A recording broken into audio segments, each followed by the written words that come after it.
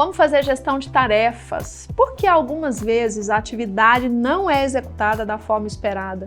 O que você faz para aperfeiçoar o dia a dia, o acompanhamento da performance? Quer saber mais sobre isso? Vem comigo que eu quero te mostrar um grande passo.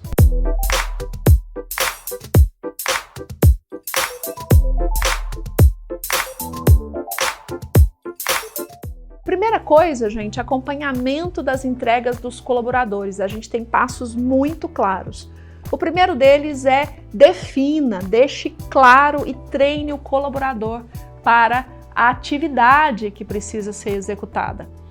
Parece tão banal, mas nos meus acompanhamentos de coaching e nos meus treinamentos é muito comum a gente ouvir líderes dizendo que não tem tempo para fazer essa atividade, para definir, para deixar claro e para treinar o seu colaborador.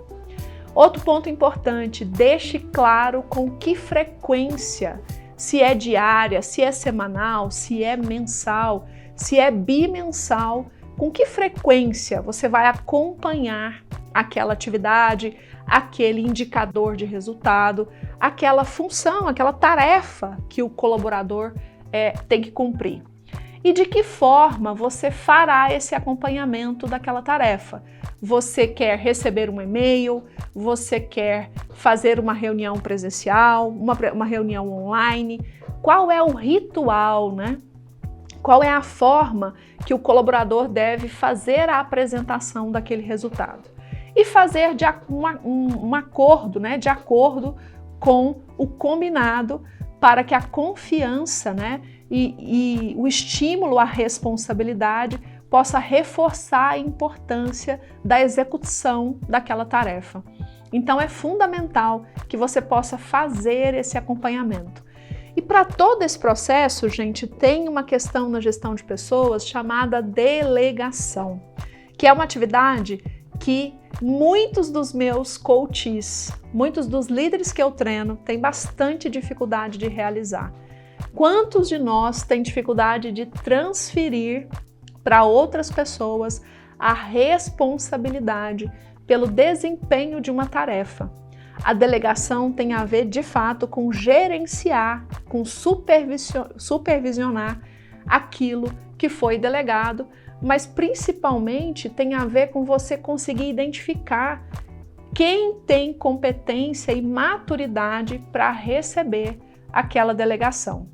Por isso, gente, uma delegação eficiente deve ter autoridade, responsabilidade, ela precisa ter prazo de entrega e ela precisa ter controle. Uma delegação, ela passa por um círculo virtuoso da delegação, porque a delegação ela vai gerar no seu time, primeiro, responsabilização. Ela vai gerar clima de crescimento, porque muitas vezes as pessoas falam para mim, poxa, Marta, eu tenho uma pessoa tão competente no meu time, mas eu não tenho como promovê-la nesse momento e eu estou receoso de perder essa pessoa. Uma das formas de você trabalhar essa pessoa é dar a ela delegação de tarefas mais importantes, que ela possa acompanhar, ela possa ajudar você com tarefas com as quais ela se sinta mais importante. Por isso, a delegação gera esse clima de crescimento. Ela também gera trabalho em equipe, ao ponto que você passa atividades para que o próprio time consiga fazer a entrega. Ela gera conhecimento muito mais amplo, porque se você tem ali os seus colaboradores e você entrega atividades para eles, você está desenvolvendo esse time. E a delegação também gera autoconfiança e segurança. Esse ciclo é fundamental. E aí, gente, o que falta? O que a falta de delegação pode criar? Por exemplo, para o líder, né? Ela pode criar não cumprimento de metas e prazos, ela pode criar horas excessivas de trabalho, ela pode criar tarefas muito inacabadas, né? Porque você está sobrecarregado e aí você começa atividades e não consegue fazê-las. Ela pode gerar falta de planejamento, né? E de acompanhamento do trabalho. É muito comum eu ouvir dos meus coaches e dos líderes que eu treino, Marta, eu não tenho tempo para dar feedback para as pessoas. Será que você não tem tempo para fazer uma das atividades mais importantes da função de qualquer líder, que é treinar o seu time, fortalecê-lo, dar feedback para eles. Quando você não delega, você acaba não tendo tempo para fazer o acompanhamento do teu time. Outra questão que é muito comum, que eu vejo nos times que eu lidero, né? Férias acumuladas, porque eu não tenho para quem passar as atividades, então com muita frequência eu estou com férias acumuladas. A falta de delegação também pode criar conflitos para o líder, porque ele acaba também deixando atividades, né, por fazer. Além, gente, de trazer muito desequilíbrio emocional por sobrecarga de trabalho. A falta de delegação, ela também pode gerar para a equipe, gente, uma ausência de desenvolvimento, porque se eu não estou ensinando as pessoas a fazerem atividades novas, mais complexas, eu estou mantendo as pessoas numa mesma posição. Ela também pode causar para a equipe falta de motivação. Além disso, ela pode trazer baixo comprometimento, porque as pessoas estão sempre muito acostumadas ali com a rotina delas e elas não se envolvem com algo mais. Ela pode trazer ausência de iniciativa, né? Se você não delega, se você não compartilha com o seu time, o time tende a não te buscar, né? O time também tende a não pedir por mais. A falta de delegação no time, na sua equipe, ela pode gerar dependência. Se você não ensina, você está gerando colaboradores dependentes de você.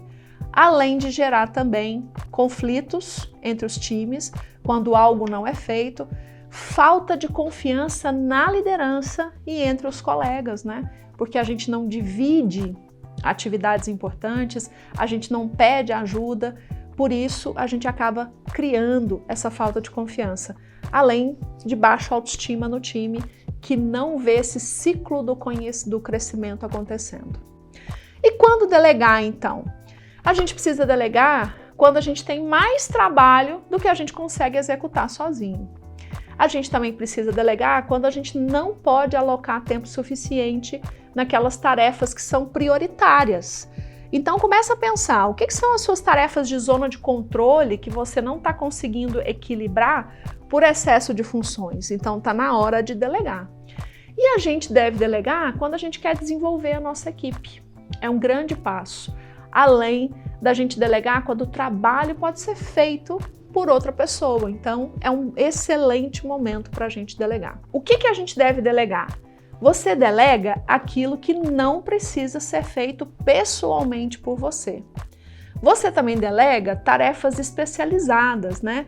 Aquelas pessoas que dispõem de qualificação e de conhecimento para executar essas tarefas. E aí, gente, a gente tem bons motivos para não delegar. Tem uns que não são tão bons assim não, mas é uma provocação aqui para você.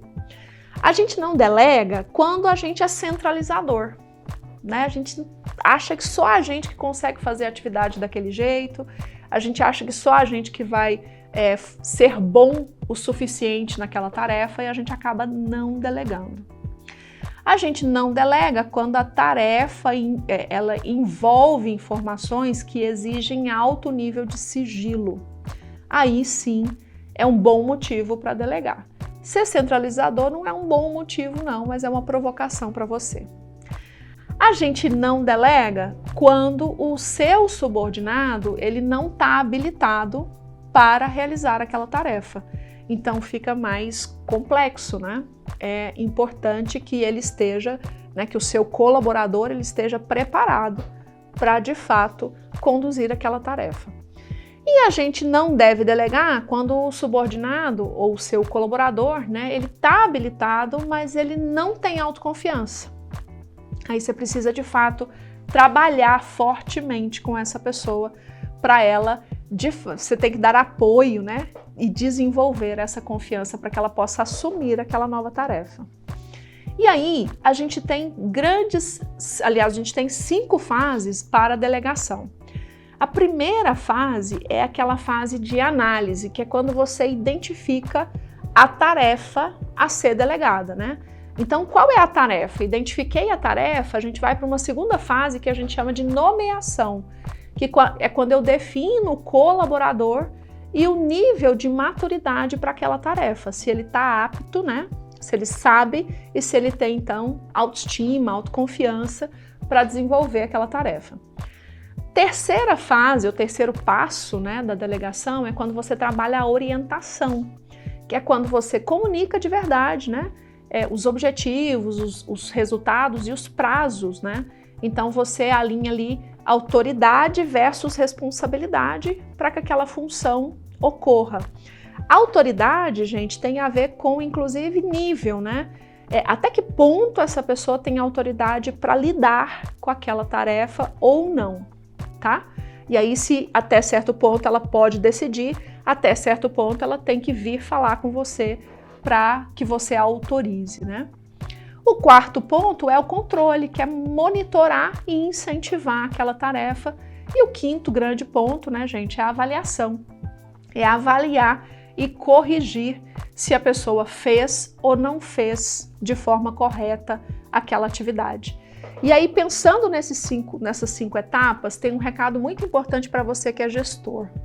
Eu tenho muitos clientes que às vezes delegam de uma forma meio torta, porque eles querem retomar a tarefa, né? Então eu delego inconscientemente, assim, de uma forma meio torta, eu não explico, não oriento, não checo esses 5 itens que a gente acabou de passar aqui. E aí a pessoa não consegue fazer, ela acaba retomando aquela função e esse líder fala assim, olha, tá vendo? Não dá para delegar, porque a pessoa não consegue fazer. Por isso, resumindo aqui para você, quando você delega, você deve garantir que os seus colaboradores entendam, de fato, por que o trabalho precisa ser feito, o que você espera que eles façam, a data e qual, né, a data até qual você espera que aquela tarefa seja feita, a autoridade que eles têm para tomar decisões ou não, os problemas que devem comunicar para você, caso esses problemas ocorram, o acompanhamento do processo, né, como é que você vai fazer isso, o seu apoio e monitoramento e os recursos e a ajuda que terão caso eles precisarem com aquela tarefa. E você se considera um bom delegador? Porque tem um problema também, né? Pode ser que a gente seja delargador, que é quando a gente entrega as tarefas sem orientação e deixa para lá. Nosso objetivo aqui é a gente aprender a delegar de forma adequada. Me conta aqui se você se percebe um bom delegador. E se você ainda não me segue, se você ainda nas minhas redes sociais, se você ainda não é inscrito aqui no canal, eu quero te convidar a se inscrever, ativar o sininho para receber nossas notificações. Manda perguntas para nós, vai ser um prazer poder responder as suas dúvidas sobre gestão, sobre autoconhecimento, sobre cultura e sobre tomada de decisão.